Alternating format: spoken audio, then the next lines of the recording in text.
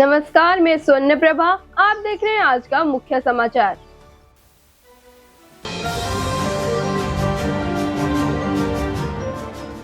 प्रधानमंत्री नरेंद्र मोदी ने सोमवार को मेरा बूथ सबसे मजबूत संवाद आउटरीच कार्यक्रम के तहत नमो ऐप के जरिए असम और पुदुचेरी दोनों जगहों पर लोगों और पार्टी कार्यकर्ताओं से बातचीत करेंगे। प्रधानमंत्री दोपहर के 1 बजे असम के प्रतिभागियों को संबोधित करेंगे, जिसमें वे आगामी विधानसभा चुनाव से जुड़े अहम मुद्दे पर बात करेंगे। बाद शाम 5:30 बजे पुदुचेरी के पार्टी कार्यकर्ताओं से बातचीत करेंगे। सोशल मीडिया के प्लेटफॉर्म पर एक्स पर पोस्ट की श्रृंखला में पीएम मोदी ने पिछले 1 दशक में असम में हुई विकास की प्रगति पर प्रकाश डाला।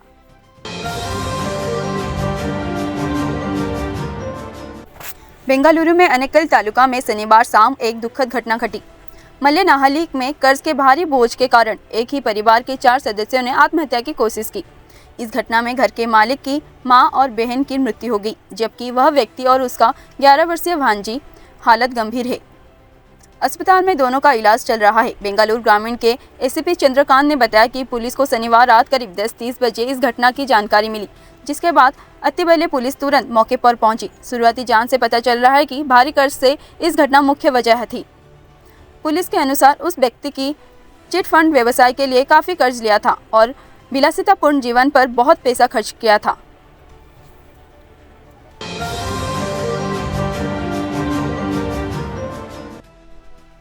केंद्र सरकार की उड़ान 2.0 योजना के तहत तेलंगाना और आंध्र प्रदेश की हवाई संपर्क में क्रांतिकारी बदलाव आने वाला है।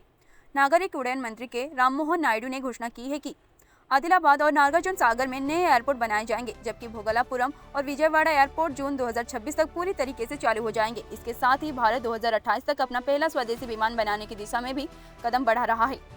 नायडू ने यह भी कहा है कि उड़ान 2.0 योजना से दोनों तेलुगु राज्यों को व्यापक लाभ मिलने वाला है। यह योजना मौजूदा हवाई पट्टियों को पूर्ण विकसित हवाई अड्डों में बदलने की अनुमति देती है, जिसके क्षेत्र में कनेक्टिविटी सुधारने के साथ साथ आदिलाबाद और नागार्जुन सागर में नए हवाई अड्डों की निर्माण का रास्ता साफ होगा। उन्होंने ये भी कहा है कि इस योजना के कुर्नूल और कडापा से दिल्ली और अन्य प्रमुख शहरों के लिए विमान सेवाएं शुरू करने में आसानी होगी।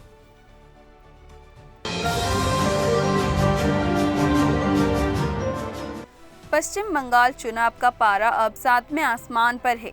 केंद्रीय गृह मंत्री अमित शाह के द्वारा ममता बनर्जी की चोटों को चुनाव नाटक और विक्टिम कार्ड बताने पर मुख्यमंत्री ने अब तक सबसे बड़ी सनसनीखेज का पलटवार किया है।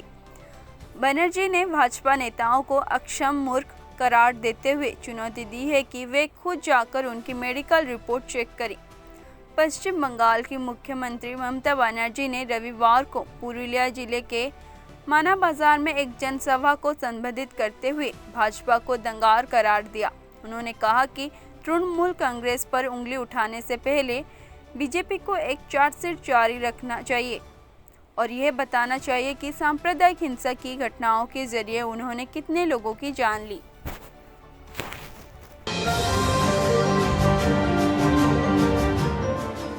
राजधानी दिल्ली स्थित रामकृष्ण मिशन सेंटर अगले साल अपने 100 साल पूरे करने जा रही है। यह सेंटर वर्ष 1927 से आध्यात्मिक ज्ञान, शिक्षा और सनातन धर्म का प्रचार प्रसार लगातार कर रहा है। यह कई तरीके से लोगों की सेवा में भी जुटा है। यहाँ लोग पूजा पाठ करने के अलावा गीत और अन्य धार्मिक पुस्तकों के अमृत वचन को भी सुनने आते हैं। इसके अलावा यहाँ एक बहुत खड़ी लाइब्रेरी जो हजारों छात्र छात्रियों को विभिन्न प्रतियोगी परीक्षाओं की तैयारी के लिए मदद करती है। यहाँ बड़ी संख्या में बच्चे तैयारी के लिए लाइब्रेरी आते हैं।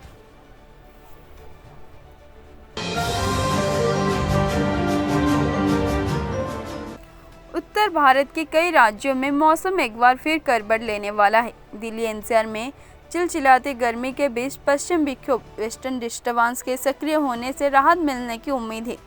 मौसम विभाग ने सोमवार को दिल्ली के अलग अलग इलाकों में तेज हवाओं के साथ हल्की बारिश की संभावना जताई है, जिसके लिए येलो अलर्ट जारी किया गया है। पिछले कुछ दिनों से दिल्ली के तापमान में लगातार बढ़ोतरी देखी जा रही है।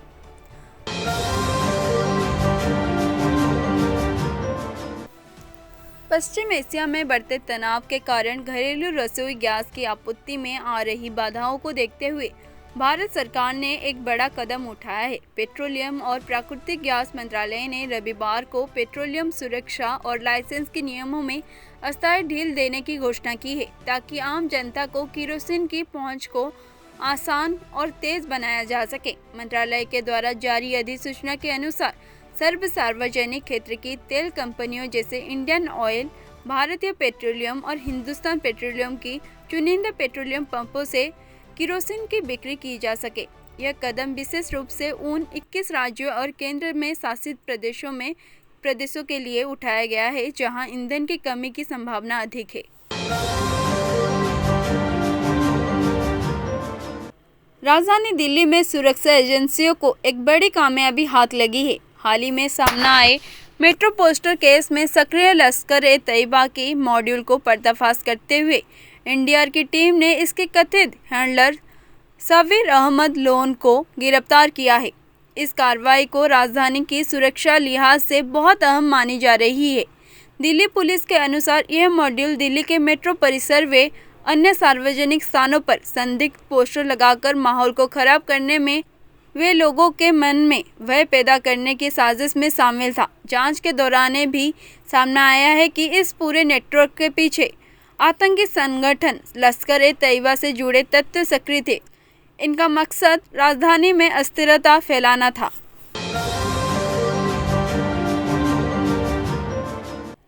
अंतर्राष्ट्रीय बाजारों से मिल रहे कमजोर संकेतों और वैश्विक उथल-पुथल के बीच भारतीय सराफा बाजार में सोमवार को सोने और चांदी की कीमतों में बड़ी गिरावट दर्ज की गई। अमेरिका फेडरल रिजर्व बैंक के द्वारा ब्याज दरों में कटौती की उम्मीद कम होने और बढ़ती मुद्रास्फीति की चिंताओं की निवेशकों को उत्साह को ठंडा कर दिया है। मल्टी कमोडिटी एक्सचेंजेस पर 5 जून की डिलीवरी वाले सोने के कॉन्ट्रैक्ट में सुबह से ही नरमी देखी गई।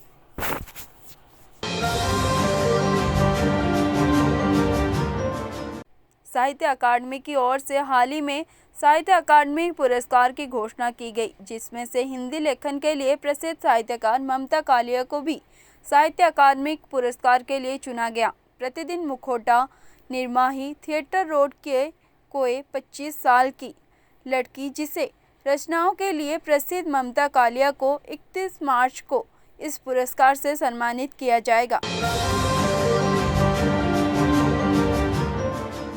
Indira Gandhi national open university ने अपने 39 साल दीक्षांत समारोह को लेकर आधिकारिक घोषणा कर दी है। यह समारोह 7 अप्रैल 2026 को नई दिल्ली के मैदानगढ़ स्थित इग्नू मुख्यालय में होगा।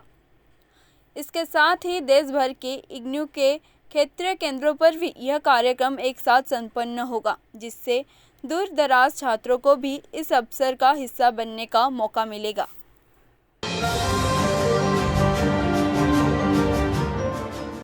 यदि आपके पास बैंक से जुड़ा कोई भी महत्वपूर्ण कार्य है तो उसे समय रहते निपटाने के लिए समझदारी होगी। भारतीय रिजर्व बैंक आरबीआई के द्वारा जारी कैलेंडर के अनुसार अप्रैल 2026 में देश के विभिन्न राज्यों में बैंक के कुल 14 दिनों तक बंद रहेगा। इन छुट्टियों में सार्वजनिक अवकाश, क्षेत्रीय त्योहार, वर्ष के अंत में खातों को कॉलेजिंग और साप्ताहिक छुट्टियों और रविवार और दूसरे चौथे शनिवार शामिल है।